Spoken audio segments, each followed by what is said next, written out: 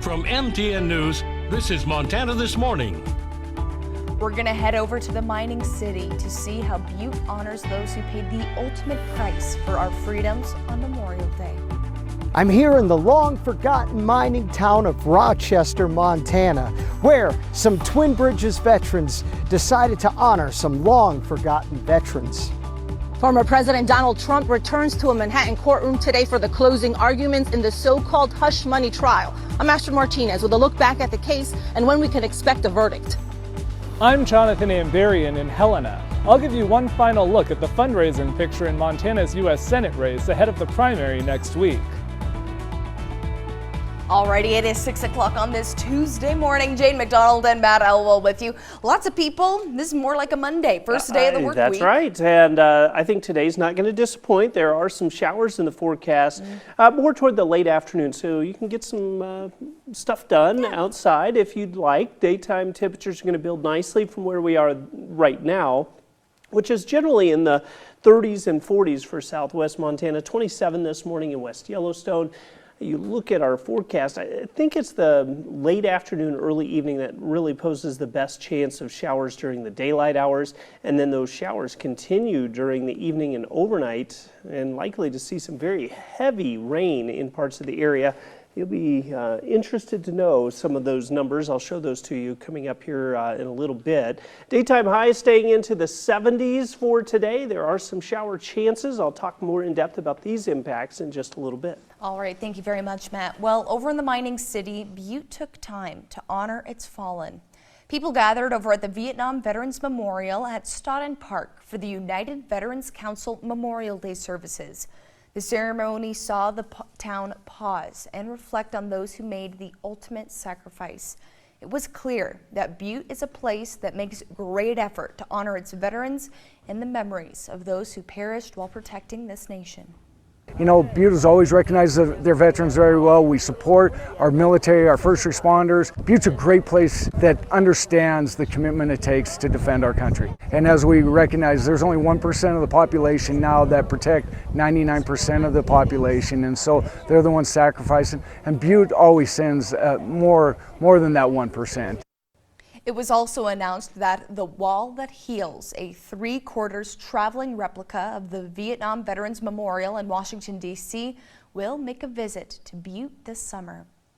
And Senator Steve Daines visited on Montana This Morning yesterday to talk about Memorial Day. Now, we spoke about Daines' family history of service and the upcoming parade in Bozeman, where Senator Daines walked as a part of the Sons of the American Legion. We didn't have a Memorial Day parade in Bozeman for many, many years. But in 2009, they started up. So what I look forward to is seeing all those young children waving those American flags. It's so important. We're passing these traditions, these values on to the next generation. That'll be a great part of it. But let's not forget, this is also a very painful day for so many. Those Gold Star families, you know, those terrible memories never go away. And I'm grateful we'll be able to honor those Gold Star families today right here in Bozeman. Now, there were thousands of people in attendance at the Memorial Day parade in Bozeman and plenty of young kids waving those flags. And long gone, but not forgotten, our John Amy takes us to a cemetery in an abandoned mining camp near Twin Bridges where veterans were honored. Here's the grave of Sergeant John Connor. He served in the 2nd Minnesota Volunteers during the Civil War.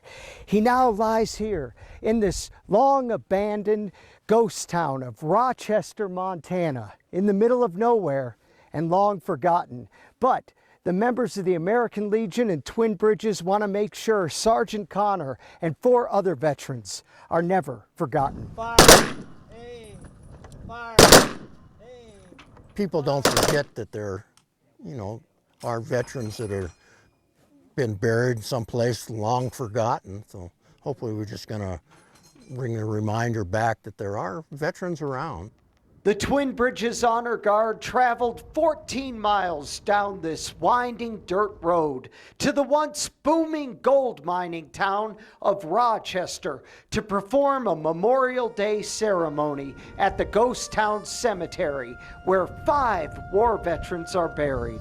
Well, just basically still respect the veterans that are buried here, even though, some of them been here late 1880s and stuff, and then kind of a forgotten cemetery for a while. A few volunteers spent the past 2 years trying to clear the overgrown cemetery, which has been neglected for decades. We had problems even finding the graves because some of the sagebrush was 4 or 5 feet tall. You couldn't see anything at all, hardly any of the headstones, and then the farther you got into the sagebrush, the more child graves we found.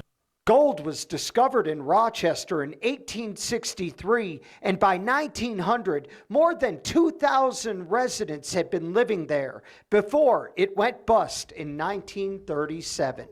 A lot of the places and homes and businesses that were here were moved down to the Ruby Valley. The back bar at the Blue Anchor came from up here. The American Legion wants to continue to maintain the old Rochester Cemetery. In Rochester, John Amy, MTN News. Now on the national scene, today marks the beginning of the end of former President Donald Trump's so-called hush money trial, with closing arguments taking place today. Prosecutors accuse Trump of falsifying business records to hide an alleged sexual encounter with an adult film star. Trump denies all wrongdoing. CBS's Astrid Martinez has a look back at the 5-week-long trial and more on what to expect going forward from outside the court in New York. Soon, the fate of former President Donald Trump will be in the hands of a Manhattan jury following today's closing arguments. In the last year, I've been indicted by the government on 91 different things. In this case, prosecutors have charged Trump with 34 counts of falsifying business records, which they say was done to conceal repayment to his former fixer, Michael Cohen, after Cohen made so-called hush money payments to adult film actress Stormy Daniels. This all in an effort to hide an alleged past sexual encounter between Trump and Daniels ahead of the 2016 presidential election. Trump has pleaded not guilty and denies the encounter. This trial is a scam and it's a sham. Prosecutors called 20 witnesses to the stand, including Daniels, who gave lurid details of her alleged encounter with Trump. Star witness Michael Cohen testified that Trump signed off on the payments. The defense poked at both witnesses' credibility and motives. This case really could go either way. The jury needs to believe Michael Cohen in order to convict. Closing arguments could last all day. Then the judge is expected to give the jury instructions as soon as tomorrow. Then they'll begin deliberations. I think that there's going to be some extended deliberations in this case, and everyone's going to be holding their breath. A recent CBS News poll shows that Americans are split along party lines over whether they believe Trump is guilty or not guilty. Astrid Martinez, CBS News, New York. And each felony count that former President Donald Trump carries a maximum 4-year prison sentence as well as fines. Legal experts say it's unclear if the presiding judge will actually put the former president and current presidential candidate in prison if he is convicted. Other options include house arrest or probation. Now back in some Church or State headlines, with Montana's primary election just over a week away, we're getting one final look at how much candidates have raised and spent. MTN senior political reporter Jonathan Amberian breaks down the financial picture in the state's hotly contested U.S. Senate race. Candidates running for U.S. House or Senate have to file one more fundraising report with the Federal Election Commission 12 days before the primary election in their state. In Montana's U.S. Senate race, candidates reported bringing in several million more dollars since the last reporting deadline. Democratic Senator Jon Tester reported raising another $4.1 million from April 1st to May 15th. His campaign spent even more, almost $5 million, but still had nearly $12 million in cash on hand. Republican Tim Sheehy raised $2.1 million over the same period, including a $600,000 loan of his own money. He spent about $1.8 million and had another $2.2 million in the bank. Sheehy continues to raise and spend by far the most of the candidates in the GOP primary. Former Secretary of State Brad Johnson raised just over $4,000 in this period. Charles Walkingchild of Helena has pledged to spend less than $5,000, the minimum threshold at which a candidate has to file a report. Michael Hummert, running against Tester in the Democratic primary, also hasn't reported spending more than the threshold. The candidate's own spending is only half the story. Montana's also already seen significant expenditures from independent groups. The FEC reports at least $6 million in independent spending supporting Sheehy, and almost $5 million spent against him, as well as another $2 million spent against Tester. The next federal reporting deadline will be July 15th. It will cover fundraising and spending through the end of June. In Helena, Jonathan Amberian, MTN News. And Monday morning, a ceremony was held at Helena's Forest Vale Cemetery to make sure dozens of children are not forgotten. The ceremony marked the installation of a memorial bench for the Chaudère orphans, children who died over an 80-year period after being left in the care of what would eventually become Chaudère's Children's Hospital. Pep Jewell and her husband, Wally, worked to get the bench installed for years. And on Memorial Day, they and their friend Dwight Pearson visited the cemetery, where an older monument to the children stood, but many of the names were missing. After Pearson's death last year, the Jewells wanted to add to the bench with another 52 names that hadn't been on the monument previously. The earliest name on the list dates to 1901 and the latest to 1977. Jewell says many of the children were left at Chaudère after the death of their parent, and they meant that they were not able to get the care they needed.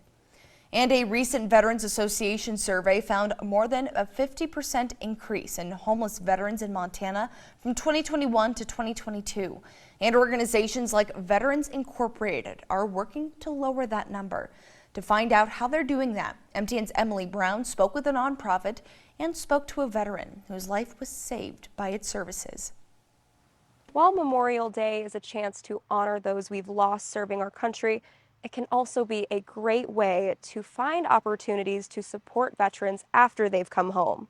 Almost froze to death where the forest ranger found me. David Teeples was in the Navy for a few months in 1969 until an old injury led to an honorable discharge. He then came to Montana to work as a laborer in 1995. I was staying in a 24-foot trailer.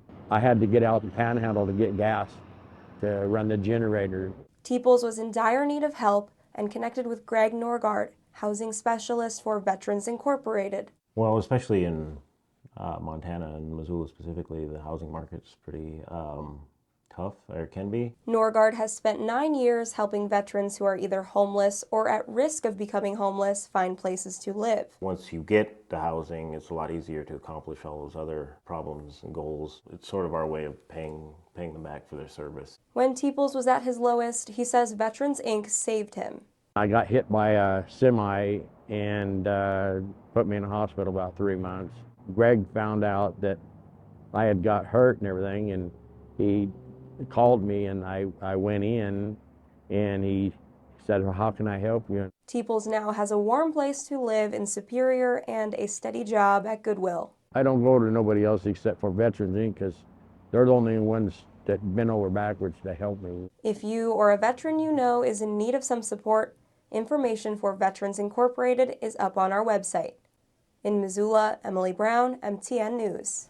Really an important work that they do Yeah, I there love that. at that service. It's good stuff. Now, before we head into a break, I wanted to share this with you. I love highlighting servicemen and women out there. Specifically, we are going down to California All right. to the scene of a helicopter rescue. Now, highlighting search and rescue, I think, is just a really cool thing to do because the majority of these men and women, well, they're volunteers. Right. I mean, they take time off of work, away from their families, away from just being at home or doing what they want to go and help those in need. That's amazing. Now, this is over near the Siskiyou County, and there was an injured hiker, had to get into a helicopter, lower that rescuer down to be able to get to where that gentleman was that needed some medical assistance fairly quickly. That's pretty amazing stuff, and that really highlights, in looking at the parade yesterday, watching search and rescue come through, I don't think we have a glimpse of the amount of work that they do. I mean, the hours of practice, Winter, out in the summer, field, dangerous, it's unbelievable. It's amazing that they just jump into action without any hesitation. Pretty amazing stuff. Now, we're going to take that break, but when we come back, Matt's going to have a look at your forecast, and from being blamed as the cause of major wildfire catastrophes like last year's devastating Lahaina wildfire, power lines are a major concern when it comes to hardening communities against fire danger. We're going to explore what some states are now doing with those power lines when we come back.